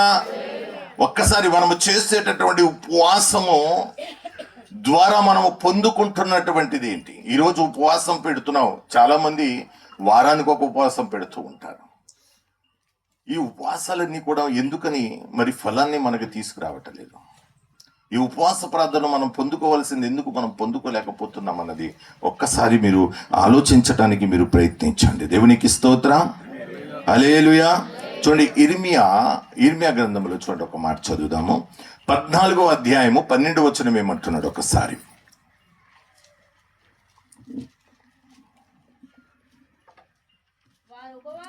వారు ఉపవాసమున్నప్పుడు నేను వారి మొరను వినను. వారు దహన బలి అయినను నైవేద్యమైనను అర్పించినప్పుడు నేను వాటిని అంగీకరింపను.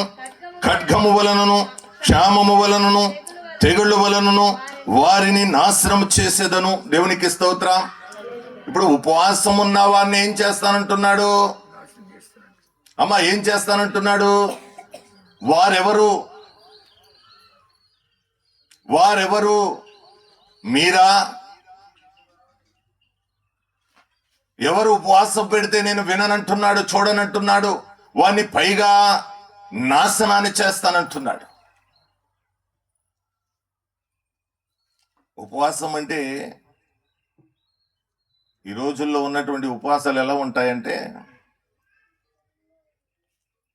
ఉదయమే లేస్తాము, ప్రార్థన చేస్తాము, ప్రభువా ఈరోజు నేను ఉపవాసం ఉంటున్నాను, నాకు సహాయం చేయి. పనులకి వెళ్ళిపోతాము. పనుల నుంచి 3, 4 ఏ టైం వచ్చినా ఆ టైంలో ప్రార్థన చేసుకుంటా, ప్రభువా ఈ రోజంతా నన్ను కాపాడినందుకు నీకు స్తోత్రాలు. ఉపవాసం ముగించేసుకున్నాము. కొంతమంది ఉపవాసాలు ఎలా పెడతారంటే, అంటే అందరూ రకరకాలైనటువంటి పద్ధతులు. కొంతమంది అయితే ఉపవాసం పెట్టినట్లుగా అందరికీ తెలియాలని, ఎవరైనా ఎదురున్నారనుకోండి నడుము పట్టుకుని ఇలా అంటూ ఉంటారు. ఎందుకని? అమ్మ ఏమైంది? అప్పుడు తృప్తిగా ఉంటుంది. ఉపవాసం ఏమన్నానమ్మా? ఎదుట వారు అడగాలి, ఆ తర్వాత నేను చెప్పాలి. ఏమైంది అనేటి ఉపవాసం ఉన్నాను. చాలా గొప్పది. ఫలాలు ఇక్కడే పొందేసుకున్నారు. ఇక్కడ అంటున్నటువంటి మాట చూడండి. ఎందుకు తెలుసా? అసలు ఉపవాసం అన్న పేరు పెట్టుకుని దేవుణ్ణి మోసగించడానికి ఎవరిచ్చారు మీకు అధికారం?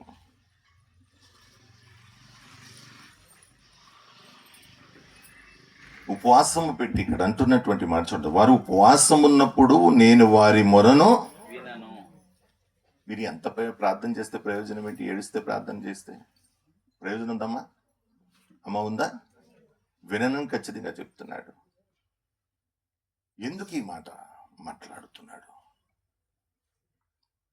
ఉపవాసం రోజు మన ఆలోచనలు కానీ చాలామంది కొద్దిగా ఉపవాసంలోనే ఉంటారు.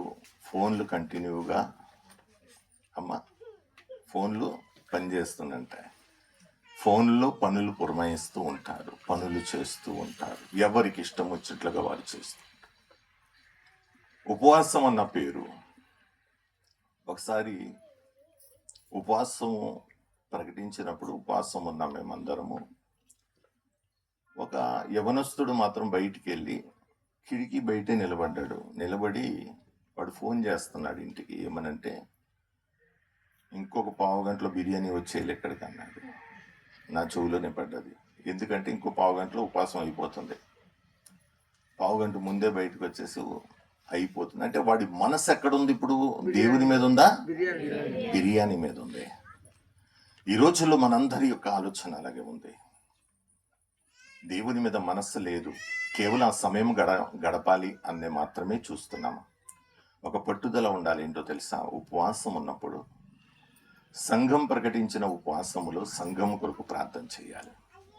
ఆ సంఘం అంతా కలిసి సంఘములో ఉన్న కుటుంబాల కొరకు ప్రార్థన చేయాలి మనస్ఫూర్తిగా. ఆ రోజు పనులు ఉండకూడదు. ఎందుకంటే ప్రభు ఏమంటాడు తెలుసా? యెషయా గ్రంథములో చూడక మాట చదువుదాము. 58వ అధ్యాయము 3వ వచనం చదవండి ఒకసారి.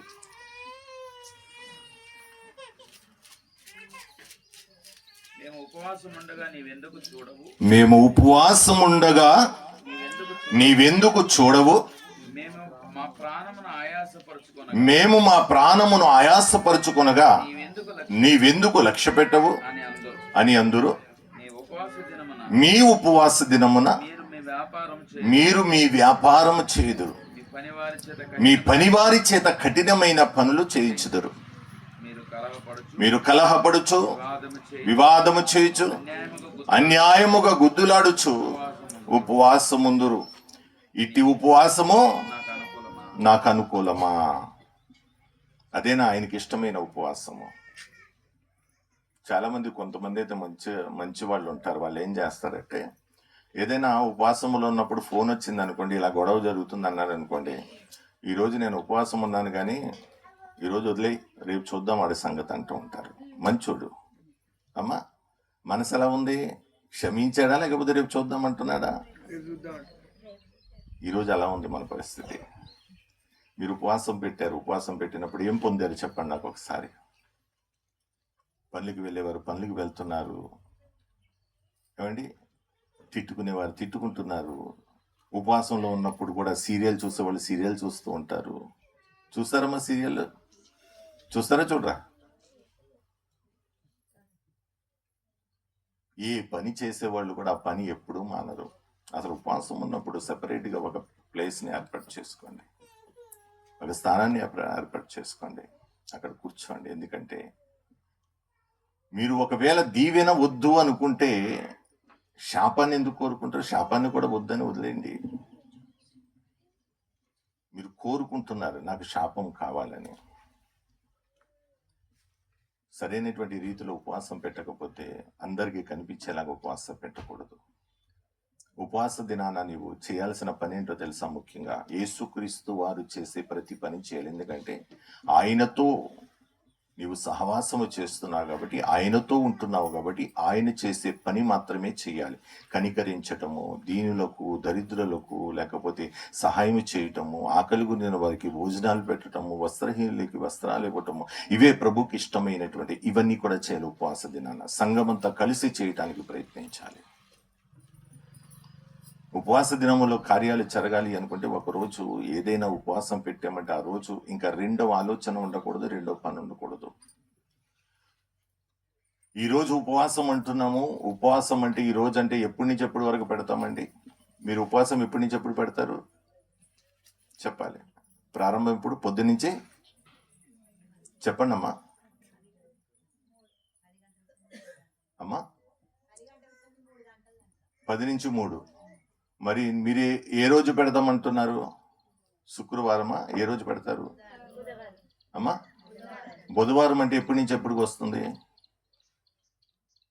మంగళవారం రాత్రి 12 గంటల నుంచి బుధవారం రాత్రి 12 గంటల వరకు. ప్రభా, బుధవారం మేము ఉపవాసం ఉంటున్నామని ప్రార్థన చేస్తున్నారు, అది అబద్ధం కాదా?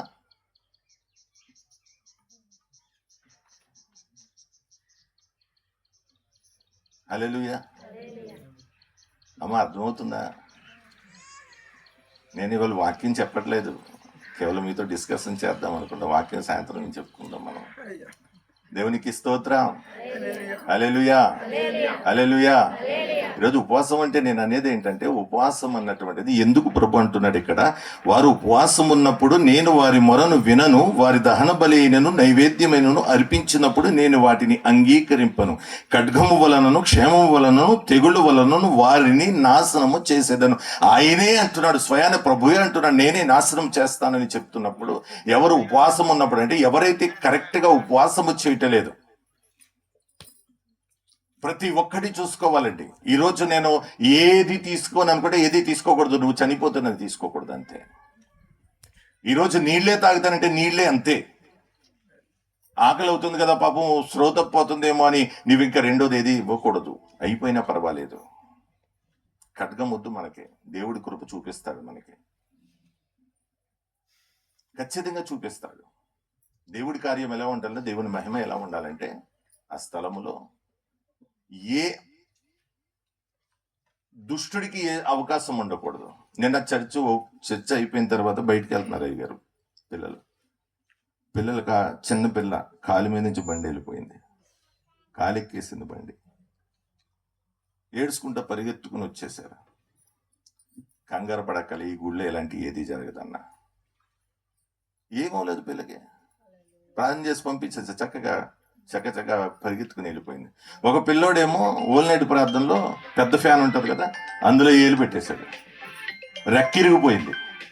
పిల్లోడికి ఏమవులే.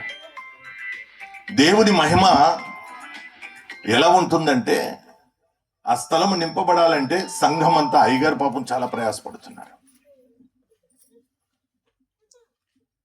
మీ పని, మీ పరిచర్య దేవుడు పిలిచినప్పుడు రావాలండి. దేవుడు పిలిచినప్పుడు రావాలి. దేవుడు పిలుపు అంటే మీకు తెలుసు, మీతో దేవుడు మాట్లాడుతున్నాడు. పేరు పెట్టి పిలవచ్చు, మీకు ప్రేరేపణ ద్వారా పిలవచ్చు, లేదా ఎవరు దైవ జనుల ద్వారా పిలవబడవచ్చు. ఏదో రూపంలో మీరు పిలువబడుతున్నప్పుడు మీరు దేవునికి సరే అన్నటువంటి మాట తప్ప వేరేది రాకూడదు,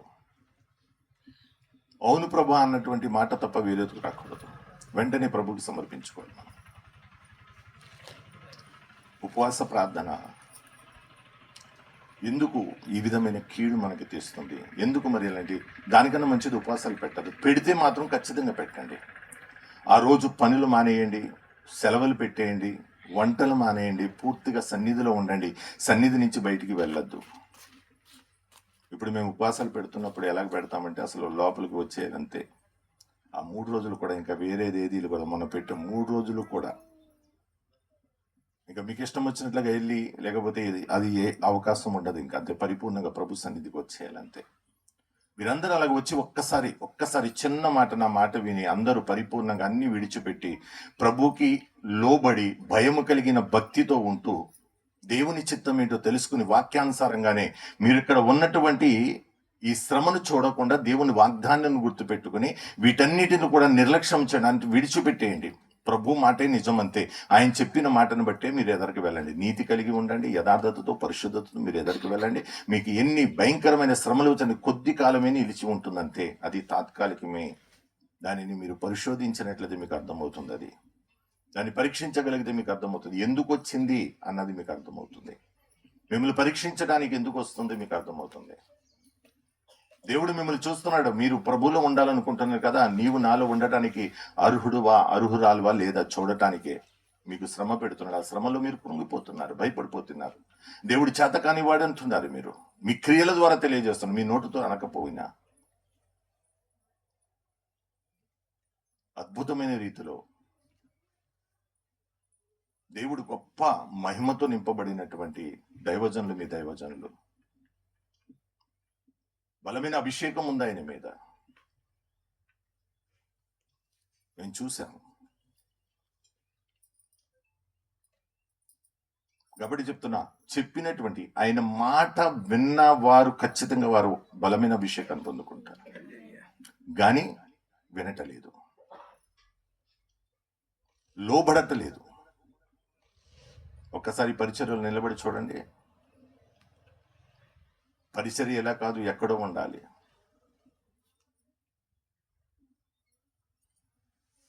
దేవుడు ఇస్తాడంటే ఇస్తాడంతే. ఆయన అబద్ధికుడు కాదు, అబద్ధం ఆడటానికి ఆయన నరుడు కాదు. ఆయన చెప్పాడు, నిన్ను దీవిస్తానంటే దీవిస్తాడు, నిన్ను నడిపిస్తానంటే నడిపిస్తాడు, నీకు క్షేమాన్ని కలిగజేస్తానంటే కలిగజేస్తాడు. కానీ మన ప్రవర్తన, మన ఆలోచన, మన యొక్క విధి విధానాలు ఇలా ఉన్నాయి. ఏం చేస్తారు? నడిచే నడక లేదు మన దగ్గర. ఎన్నో సంవత్సరాల నుంచి వాక్యం వింటున్నారు, ఏం చేస్తున్నారు చెప్పండి? మీ శత్రువుల్ని ప్రేమించమంటున్నాడు. ఎప్పుడైనా మీకు ఎవరైనా శత్రువులు ఉన్నారమ్మా? ఉన్నారా లేదా? ఖచ్చితంగా ఉన్నారు. మరి ఎందుకు క్షమించట్లేదు? దేవుడి బిడ్డలు కదా మీరు. ఎందుకు క్షమించలేకపోతున్నారు? ఎందుకు ప్రేమించలేకపోతున్నారు? ఇన్ని సంవత్సరాల నుంచి దేవుని సన్నిధికి వస్తున్నారు కదా, ఇన్ని సంవత్సరాల నుంచి దేవుని సన్నిధికి వచ్చినప్పటికీ ఎందుకని మార్పు అన్నది మీలో రావట్లేదు? ఇలాగే బ్రతికితే ప్రయోజనం ఏంటంట? నేనైతే అలాగే అడుగుతాను, ఎందుకు అసలు ఈ ప్రయోజనం లేదు కదా, సన్నిధికి వచ్చిన ప్రయోజనం లేదు కదా? ఇంత కష్టపడుతున్నారు, ఇంత మధ్యాహ్నం మనం ఎండలో ఇలా కూర్చుని ఉండటం కూడా. ఏదేమైనా సరే నేను ప్రభు దగ్గరికి చేరాలన్న ఒక కసి మీతో ఉంటేనే ఇలా రండి. వచ్చి వాక్యాన్ని చాలా శ్రద్ధగా వినండి, విని దాన్ని బట్టి నడవండి. ప్రభు అంటాడు కదా, మీరు ఆయన మాట శ్రద్ధగా విని మీరు నడిస్తే ఎక్కడంట? ఈ ప్రజలందరికన్నా పై స్థానంలో ఉంటారంటున్నాడు. మీరు ఆయన మాట జాగ్రత్తగా వింటే, ఒకటి శ్రద్ధగా వింటే, రెండోది అంటాడు జాగ్రత్తగా వింటే.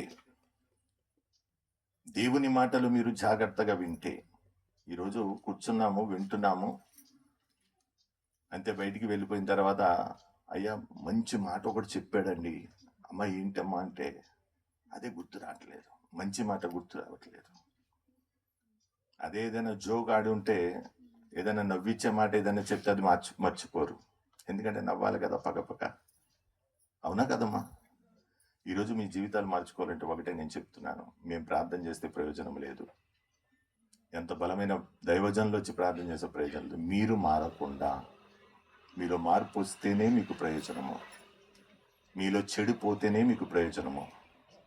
మీలో అపవిత్రత తీసివేస్తేనే మీకు ప్రయోజనము. మీలో పరిశుద్ధత నింపబడితేనే మీకు ప్రయోజనము. ప్రార్థన చేయించుకున్నా, సన్నిధికి వచ్చి ప్రార్థన చేసిన, దేనికైనా మీకు ప్రయోజనము కావాలి అనుకుంటే మీలో మార్పు రావాలి. మీ నోటి నుండి మాట్లాడే దూషణకరమైనటువంటి మాటలు, అపవిత్రమైన మాటలు, బూతులు, పోకిరి మాటలు, స్వరశక్తి మాటలు, అల్లరితో కూడిన మాటలు మీ నోట నుండి రాకుండా మీరు అడ్డుకోవాలి. అందరికీ కోపాలు ఎక్కువ అమ్మా, ఇక్కడున్న అందరికీ కోపాలు ఎక్కువ.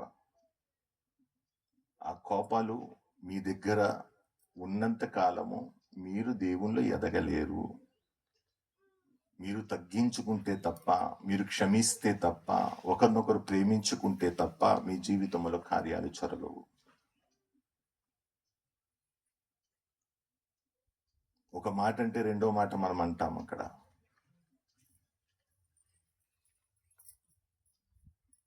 అందరి జీవితాలు వారి ప్రవర్తన ద్వారానే ఇలా ఉన్నాయి. ఇది నా మాట కాదు, మీ క్రియల ద్వారానే మీకు ఫలం. అంతే, మీ క్రియల ద్వారానే మీకు ఫలము. లోకాన్ని, దాని ఆశలను మీరు ప్రేమించి దాని వెనుక వెళ్తూ ఉంటే దానితో పాటు మీరు కూడా సమాధి అవుతారు. నిరంతరం నిలిచేది ఆయన వాక్యం మాత్రమే. దానిని పట్టుకోగలిగితే మీరు కూడా నిరంతరం నిలిచి ఉంటారు ఆయనతో పాటు. ఆయన చిత్తం ఏంటో తెలుసుకోండి, ఆయన ఏం కోరుకుంటున్నాడో తెలుసుకోండి. ఎవరు కూడా నశించిపోకూడదని ఆయన కోరుకుంటున్నాడు. అందరినీ ప్రేమిస్తున్నాడు, అందరినీ పిలుస్తున్నాడు. కాబట్టి మనందరం కూడా ఒక్కసారి, నా నోటి ద్వారా ఏదైనా నేను చెడు చేస్తున్నానా, తప్పు చేస్తున్నానా, పాపం చేస్తున్నానా, నా క్రియల ద్వారా ఏమైనా నేను తప్పు చేస్తున్నానా, ప్రభు మాటకి నేను ఎక్కడైనా లోబడకుండా నేను ఉంటున్నానా, నా జీవితం ఎలా ఉంది, నా ప్రవర్తన ఎలా ఉంది అని ఎవరికి వారి ఒక ప్రశ్న వేసుకుని కనీసం మీ జీవితాన్ని సరిదిద్దుకోవడానికి మీరు ప్రయత్నించండి. ఒక్క చిన్న మాట, ఇన్ని మాటలు, ఒక చిన్న మాట మీ హృదయంలోకి వచ్చినా మీ జీవితం చాలా బలంగా మారిపోతుంది. ఈ రాత్రి ఇది మొదలుకొని ఈ రాత్రిలోపు నేను చూస్తాను గొప్పగా. ఒక చిన్న మాట చాలు. ఎంత చెప్పినా వినకపోతే ఎవరేం చేయగలరు? అయ్యగారు పెద్ద పెద్ద దైవజనుల్ని తీసుకొచ్చిన, మంచి మంచి దైవజనులు తీసుకొచ్చిన, ఎవరు ఎన్ని చెప్పినా మనము కేవలం కూర్చుని వినటం వరకే, ఆలకించటం వరకే. ఆచరణ అన్నది మనలో లేకపోతే ప్రయోజనం ఏంటి? విన్నాను అన్నది. వినటం అంటే చూడండి, మిమ్మల్ని నేను ఇప్పుడు ఏదైనా ఒక వస్తువు అడిగాను అనుకోండి, ఏదైనా ఒక పెన్ ఉందా ఎవరి దగ్గర? పెన్ ఇవ్వండి అమ్మా, ఎవరి దగ్గర ఉంటే.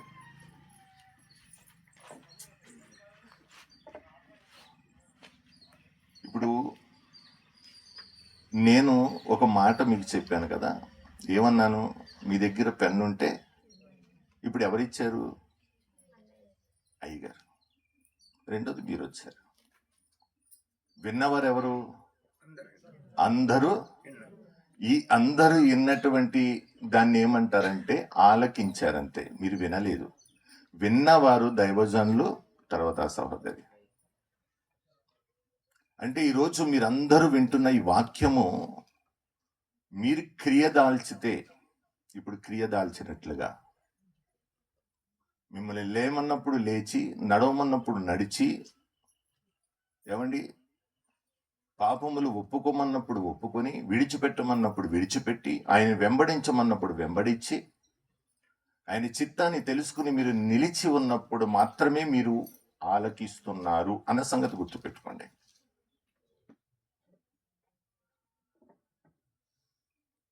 అన్న సంగతి గుర్తుపెట్టుకోండి. ఒకటే, మీరు వింటమంటే, అందుకే ఏమంటుందంటే, వాక్యం ఏమంటుందంటే, మీరు వినువారు మాత్రమై ఉండి మిమ్మును మీరు మోసపుచ్చుకొనకుండా వాక్య ప్రకారం ప్రవర్తించు వారినై ఉండు అంటాడు. యాకోబులో 1:20 చెప్తాడు. మీరు వినువారు, 22లో, మీరు వినువారు మాత్రమై ఉండి మిమ్మును మీరు మోసపుచ్చుకొనకుండా వాక్య ప్రకారం ప్రవర్తించు వారినై ఉండు. మీరు కేవలం వినువారుగా ఉంటే మీకు మీరు మోసగించుకుంటున్నారు. దాన్ని బట్టి ప్రవర్తించడానికి ప్రయత్నించండి. దైవజనులు ప్రతి ఆదివారము మీకు చెప్పచ్చు, ప్రతి బుధవారము మీకు జరుగుతున్నటువంటి ప్రతి ప్రార్థనలో మీకు అనేకమైనటువంటి విషయాలు మీకు తెలియజేయచ్చు. కొంతమంది ఎంత ఆసక్తితో ఉంటారు తెలుసండి, ఎంత ఆసక్తితో ఉంటారు. ఒక చిన్న మాట, ఈ మాట ఒక్క మాటే పట్టుకుని వారి జీవితంలో చాలా మార్పులు వచ్చేస్తూ ఉంటాయి. మనలో ఎన్ని మాటలు వింటున్నప్పటికీ మార్పు ఎందుకు రావటం లేదు?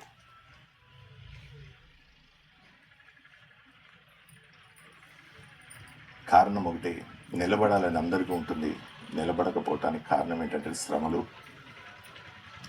ఈ శ్రమలను చూసి మనం భయపడిపోయి తప్పులు చేస్తున్నాము. శ్రమల నుంచి బయటపడదామని పాపం చేస్తున్నాము. శ్రమల నుంచి బయటపడాలని దేవునికి వ్యతిరేకంగా ఉంటున్నాము. ఆయన పట్ల తిరుగుబాటు చేస్తున్నాము. కాబట్టి మనము దేవుని దృష్టిలో పడిపోతున్నాము. ఈ శ్రమల కారణమే. కానీ శ్రమల గురించి ప్రభు అంటున్నాడు, మీరు భయపడద్దు, ఇది కొంచెం కాలం మాత్రమే ఉంటుంది. తానే, ఎవరో కాదు, తానే మిమ్మల్ని దాని నుంచి విడిపించి స్థిరపరిచి బలపరుస్తానని సెలవిస్తున్నాడు. కాబట్టి మనము ఈ శ్రమలకి భయపడద్దు, భయపడి తప్పులు చేయొద్దు, తప్పులు చేసి పాపంలో పడద్దు, పాపంలో పడి శాపాన్ని కోరుకోవద్దు. ఈరోజు భయపడకుండా ప్రభు చిత్తాన్ని గమనించి ప్రభు చిత్తములో నిలబడటానికి, ఆయన వాక్యాన్ని విని, వాక్యాన్ని బట్టి నడవటానికి, వినండి, ఆచరణ కలిగి క్రియదాల్చి ఆయనకి ఇష్టమైన రీతిలో మనం నడవగలిగితే మన జీవితంలో మేలు జరుగుతుంది. ఈరోజు మనం దేని కొరకు పరిగెడుతున్నామో అవేది నిలిచేది కాదన్న సంగతి మీరు గుర్తుపెట్టుకోండి. కడవరి దినాల్లో ఉన్నాము. ఇప్పుడు రాబోతున్న దినాలు భయంకరమైన దినాలు రాబోతున్నాయి. మన మధ్య కరోనా సమయంలో ఎలాగైతే వెలువెల్లాడిపోయారో అదేమీ కాదు. 4 ప్రక్కల నుంచి, అది ఒక ప్రక్కనే వచ్చి 4 ప్రక్కల నుంచి భయంకరమైనటువంటి శోధన. మీరు ఇంకా ఇలాగే ఉంటే కడవరి దినాల్లో ఉన్నాము. జీవితాలు మార్చుకోండి, మీ పరిస్థితులు మార్చుకోండి, ప్రభుకి లోబడండి. మొదటి స్థానము దేవునికి ఇవ్వండి, అంటే దేవుని మాటకి ఇవ్వండి. ఆ తర్వాత మీ ఆలోచన, మీ స్వబుద్ధి. కానీ ఈరోజు మనం అందరము కూడా, అమ్మా మీరు ఇలా ఎందుకు చేస్తున్నారు, దేవుడు ఎలా చెప్తున్నాడు, మీరు ఇలా చెయ్యండి అంటే మనం ఏమంటాం తెలుసా? అమ్మా మనం ఏమంటాం తెలుసా? చెప్పారు అయ్యగారు, అలాగేనయ్యా అంటారు. రెండో వారం అడిగారు అనుకో, అమ్మా మరి నేను చెప్పాను కదా దేవుడు చెప్పిన మాట, అదేనయ్యా ఏం చేస్తే బాగుంటుందో ఆలోచిస్తున్నాను అంటున్నారు. దేవుని కన్నా పెద్ద జ్ఞానం అయిపోయింది మనకి. దేవుడేమి ఇలా నడువు అంటే మనం అంటున్నాము అదే ఆలోచిస్తున్నానంటే ఏది చేస్తే బాగుంటుంది, ఎలా చేస్తే బాగుంటుంది. దేవుడు చెప్పాడు కదా ఎలా చేయాలో, ఏం చేయాలో. కానీ మన జ్ఞానం ఏంటంటే అదే ఆలోచిస్తున్నానయ్యా ఎలా చేస్తే బాగుంటుందని. మానుకోండి. దేవుడిని నువ్వు నిజంగా నమ్ముతుంటే నమ్మకాన్ని చూపించు. నిజంగా మనము దేవుడిని నమ్ముతుంటే ఆయన వాక్యాన్ని వింటాము, వాక్యములో నడుస్తాము, వాక్యముతో సహవాసం చేస్తాము. ఈరోజు ఎంతమంది దేవుడిని నమ్ముతున్నారు చెప్పండి? దేవుడిని నమ్ముతున్న వారు ఎంతమంది ఇక్కడ ఉన్నారు చెప్పండి ఒకసారి. చేతనమా దేవుడిని నమ్ముతున్నవారు కదా? అంటే దానికి అర్థం ఏంటంటే వాక్యముతోనే మీరు నడుస్తున్నారు, వాక్యముతోనే జీవిస్తున్నారు, వాక్యముతో సహవాసం చేస్తున్నారు, వాక్యమునే హత్తుకుంటారు. అంతే కదా? అంతేనమ్మా? అంత అబద్ధము. వాక్యముతో మనం ఉంటే మన జీవితాలు ఎప్పుడు కూడా వెలిగించబడతాయి. ముఖం మీద గ్లో ఉంటుంది, నీరసం ఉండదు, బలహీనత ఉండదు, ఏడుస్తూ ఉండము, బాధపడుతూ ఉండము, కృంగిపోతూ ఉండము, చేతకాని వాడి వలె ఉండము. ఎప్పుడు ధైర్యంగా బలంగా మనం ఉంటాము ప్రభు విషయంలో. దేవుణ్ణి నమ్మినటువంటి వారు ఎలా ఉంటారు అంటే, నమ్మకం అంటే ఆయన ఏమై ఉన్నాడో మనకు తెలుసు కాబట్టి ఆయన బట్టి మనము నడుస్తాం అంతే. ఆయన మాట ఏది అబద్ధము కాదు కాబట్టి, ఆయన నాతో ఉన్నాడు కాబట్టి, నా ఎదుట ఉన్న ఏదైనా సరే, ఎటువంటి పర్వతమైనా, ఎటువంటి సముద్రములైనా, సముద్రముని 2 పాయలుగా చేసినటువంటి దేవుడు నా జీవితంలో ఉన్నటువంటిది సరి చేయలేడా? అద్భుతాలు చేసినటువంటి దేవుడు నా జీవితంలో అద్భుతము చేయడా? నువ్వు ఆయన నమ్ముకోవాలి కదా, ఆయన దగ్గరికి రావాలి కదా. నువ్వు నమ్ముకున్నానని నోటితో చెప్పుకుంటే ప్రయోజనం ఏంటి? ఎవరికి చూపించడానికి మనము క్రైస్తవ జీవితాన్ని జీవిస్తున్నాం? ఎవరికి చూపించడానికి జీవించద్దు. మీరు పరిపూర్ణంగా ప్రభువుకి మాత్రమే చూపించడానికి మీరు చేయండి. మనుషులకి తెలియాల్సిన అవసరం లేదు, కనపడాల్సిన అవసరం లేదు. పరిపూర్ణమైనటువంటి విశ్వాసంతో పరిపూర్ణంగా ప్రభువుకి సమర్పించుకుని మీరు నడవటానికి ప్రయత్నించినప్పుడు మీ జీవితంలో అద్భుతం జరుగుతుంది. ఒక్కసారి ఆయనతో సంబంధం కలిగి ఉండటానికి ప్రయత్నించండి.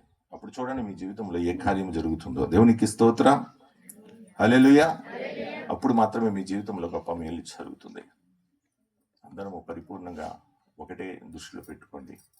దేవుడు మీకు వాగ్దానం ఇచ్చుంటే ప్రభు అంటున్నాడు, ఈ వాగ్దానము మీ మీద నెరవేర్చబడాలంటే మీలో ఓర్మి అవసరమై ఉంది. అంటే ఓర్చుకోవాలి. ఏం ఓర్చుకోవాలంటే వచ్చే శ్రమలు, కష్టాలు, ఇబ్బందులు, నిందలు, హింస, సమస్తము, నష్టాన్ని సమస్తమును కూడా మీరు ఓర్చుకోవాలి. నష్టపోవు నీవు, ప్రభు నీకు తోడుగా ఉన్నాడు కాబట్టి. ఇది కొంచెము కాలమే. అది జరుగుతున్న సమయంలోనే తానే నిన్ను విడిపించి స్థిరపరిచి బలపరుస్తానంటున్నాడు. క్షణమాత్రం ఉండు, చులకని శ్రమకి మీరు భయపడద్దు, నానా విధాలైన శ్రమలకి మీరు భయపడద్దు. అది కొద్ది కాలమే. దానికి భయపడి దేవుని వాగ్దానాన్ని అవమానపరచద్దు. దేవుని వాగ్దానం మీ జీవితంలో 100% జరిగి తీరుతుంది. మీరు ఉపవాసము పెట్టినప్పుడు కూడా ఒకటే మీరు దృష్టిలో పెట్టుకోండి. ఈరోజు ఉపవాసం అంటే ఆ రోజు పనులు ఆపేయండి. మీ జీవితంలో ఏది ఉండకూడదు. ఫోన్లు స్విచ్ ఆఫ్లు చేసేయండి. ఎవరికి సంబంధము లేకుండా దేవుని సన్నిధిలో పరిపూర్ణంగా ప్రతి ఒక్కరు వచ్చి ఉపవాసము చేసి చూడండి. ఒక్కరోజు ఉపవాసమే ఆమేననే లోపు మీరు చేసిన కార్యాలు మీ గుమ్మము దగ్గర ఉండకపోతే అడగండి, దేవుడు ఖచ్చితంగా మీ జీవితంలో చేస్తాడు. కానీ మనకి నచ్చినట్లుగా వద్దు, వాక్యం చెప్తున్నట్లుగా ఉపవాసం చేయండి. వాక్యం చెప్తున్నట్లుగా చేయండి, అది బోధిస్తున్నట్లుగా చేయండి. అప్పుడు మాత్రమే మీ జీవితంలో కార్యాలు మీరు చూస్తారు. మీ క్రియలో తెలిసిపోతుంది దేవుడిని ఎంత నమ్ముతున్నారు మీరు. శ్రమలకి కుంగిపోయారంటే మీరు నమ్మట్లేదని అర్థము. ఏడుస్తున్నారంటే నమ్మట్లేదని అర్థము. బాధతో ఉన్నారంటే నమ్మటలేదని అర్థము. ఎందుకు తెలుసా? దేవుడు గొప్ప కార్యాలు చేయగలిగిన దేవుడు. ఎందుకు బాధ? బాధకి ఎందుకు భయము? శ్రమ వస్తే ఎందుకు భయము? ఎందుకు దిగులుగా ఉండాలి? నా దేవుడు మాట ఇచ్చాడు, నా దేవుడు విడిపిస్తాడు కదా, నా దేవుడి చేతిలో నేను ఉన్నప్పుడు నాకెందుకు భయము? ఈ లోకాన్ని జయించిన వాడు కదా ఆయన. ఆలోచన ఒకదానికి ఒకటి లింక్ అయి ఉంటుంది. ప్రతి ఒక్కటి మనం ఆలోచించి మనము ఎదరికి అడుగు వేయగలిగితే మన జీవితంలో మేలు జరుగుతుంది. కాబట్టి పరిపూర్ణంగా ప్రభు వైపుకి తిరగండి. ప్రభు చిత్తం ఏంటో తెలుసుకుని ప్రభు చిత్తంలో ఎదరికి కొనసాగడానికి మీరు ప్రయత్నించండి. దేవుడు మేలు చేస్తాడు. ఈ మాటలు మర్చిపోతారా? గుర్తు పెట్టుకుంటా, మీ హృదయంలో పెట్టుకుంటే మీ ఇష్టం. చెప్పాల్సిన బాధ్యత నాది. నేను చెప్పాను, మీరు దాన్ని బట్టి నడవగలిగితే మీ జీవితంలో ఖచ్చితంగా మేలు జరుగుతుంది. దాంట్లో డౌట్ లేదు. ఒకటే, దేవుడు చెప్పింది ఏది అబద్ధము కాదు. ఇక్కడ ఉన్న ఈ 4 ఎవరి దగ్గరికి పడితే ఆ దగ్గరికి రాదండి. మీరు ఆశీర్వాదము కావాలని ఏడుస్తూ ప్రార్థన చేసినా ఆశీర్వాదాలు రావు. నీ క్రియ ఏంటో చూస్తాడు. ఈ 4 చూస్తాయి. మేల, కీడ, లేదా మరణమా, జీవమా, లేదా శాపమా, ఆశీర్వాదమా, ఈ నిన్ను చూస్తుంది. దేనికి తగ్గట్టుగా నీవు జీవిస్తున్నావు? వాక్యం ఏం చెప్తుంది? ఆయన మాట వినని వారి మీదకి శాపం వస్తుందని, విన్న వారి మీదకి దీవెనలు వస్తున్నాయి. ఎలాగైతే వాక్యం చెప్తుందో, ఈరోజు దేవుని మాట వింటున్నావా లేదా అన్నది నీ క్రియలో కనిపిస్తుంది. నీ క్రియ వాక్యానుసారంగా ఉంటే నువ్వు వింటున్నావు. నీ క్రియలో ఆయన వాక్యము కనిపించటలేదు, నువ్వు వినటలేదు. దానికి తగ్గట్టుగా శాపం వస్తే శాపంలోంచి నువ్వు బయటికి రాలేవు. దీవెన కావాలని అడగాల్సిన అవసరం లేదు. దేవుని వాక్యాన్ని బట్టి నువ్వు నడుస్తూ ప్రారంభించు చాలు. నీతిగా, యథార్థంగా, పరిశుద్ధంగా నడవటం ప్రారంభించు చాలు. ఆ దానికి తగినటువంటి దీవెన, మేలు నీ దగ్గరికి పరుగులెత్తుకుని వస్తుంది. నీ దగ్గరికి మీ ఇష్టము. వాక్యాన్ని విని సంవత్సరాలు గతించిపోతున్నాయి. ఒక వారం వాక్యం విన్నామంటే ఆ వాక్యము ఒకటి పట్టుకోండి చాలు. 2వ వారం విన్న వాక్యాన్ని 2వ వారం పట్టుకోండి చాలు. విన్నది విన్నట్లుగా చేస్తే చాలు. అందరు అంటారు బైబిల్ అంతా పాటించాలంటే మన వల్ల ఎక్కడవుతుంది? ఎందుకు అవ్వదు? విన్నది విన్నట్లుగా మీరు పట్టుకోండి చాలు. ఖచ్చితంగా చేయగలుగుతాము. ఎందుకంటే ఆయన కూడా మన వంటి సామాన్యుడిగా, శరీరధారిగా మన మధ్యకు వచ్చి ఇవన్నీ చేసి చూపించాడు. అంటే దానికి అర్థం మనము చేయగలము. ఆయన దైవముగా మన మధ్యకి రాలేదు. ఈరోజు మనము చేయగలము. మనము కూడా నీతిగా నడవగలము, యథార్థంగా నడవగలము. ఎంత కష్టం వచ్చినా, ఇబ్బంది కలిగినా ప్రభు చెప్తున్నట్లుగా మనం నడవగలిగితే మనకి అద్భుతమైనటువంటి ఫలాలు దాచబడి ఉన్నాయి, వరాలు దాచబడి ఉన్నాయి. ఆయన మన మీద కుమ్మరిస్తాడు. కనిపించటలేదంతే. ఈ సంవత్సరము దేవుడు అత్యధికమైన దీవెనలు ఈ సంఘం మీద కుమ్మరించునుగాక. ఖచ్చితంగా ఈ రోజు నుంచి మనమందరము పరిపూర్ణంగా దేవుని వాక్యాన్ని గమనించి, ఇంతవరకు విన్నటువంటి వాక్యాలు కూడా గుర్తు చేసుకుంటూ, నెమరు వేసుకుంటూ, ధ్యానిస్తూ. ఎందుకంటే వాక్యాన్ని ధ్యానించినప్పుడే నీ జీవితాన్ని నీవు సరిదిద్దుకోగలుగుతావు. దివారాత్రులు దీన్ని ధ్యానించిన ఎడల నీ మార్గమును వర్ధిల్ల చేసుకుని చక్కగా ప్రవర్తించదవని వాక్యం సెలవిస్తుంది. కాబట్టి ఈ రోజు నుంచి వాక్యాన్ని ధ్యానించడం ప్రారంభించండి. ఎందుకంటే నీవు నడవవలసిన నడక అందులో ఉంది. నీవు జీవించవలసిన జీవితం అందులో కనిపిస్తుంది. నువ్వు ప్రవర్తించవలసిన ప్రవర్తన అందులో కనిపిస్తుంది.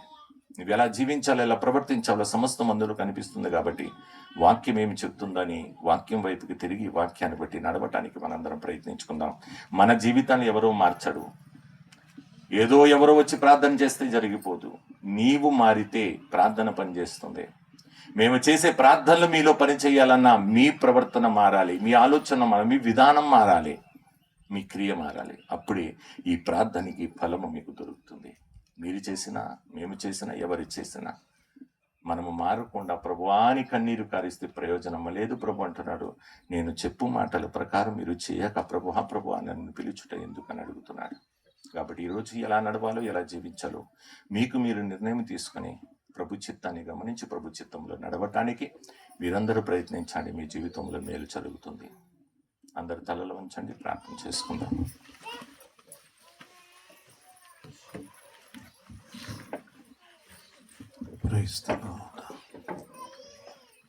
అందరూ కూడా తలలు వంచుదాం, మోకరించుదాం, దేవుని తట్టు మన చేతులు ఎత్తుదాం. ఇక మీరే స్వరమెత్తి ప్రార్థన చేయాల. ఇక మీరే స్వరమెత్తి ప్రార్థన చేయాలి. ప్రభు ఏదైతే మాట్లాడాడో దాని కొరకు ప్రార్థన చేయండి. ఒకవేళ మోకరించాలనుకుంటే ముందు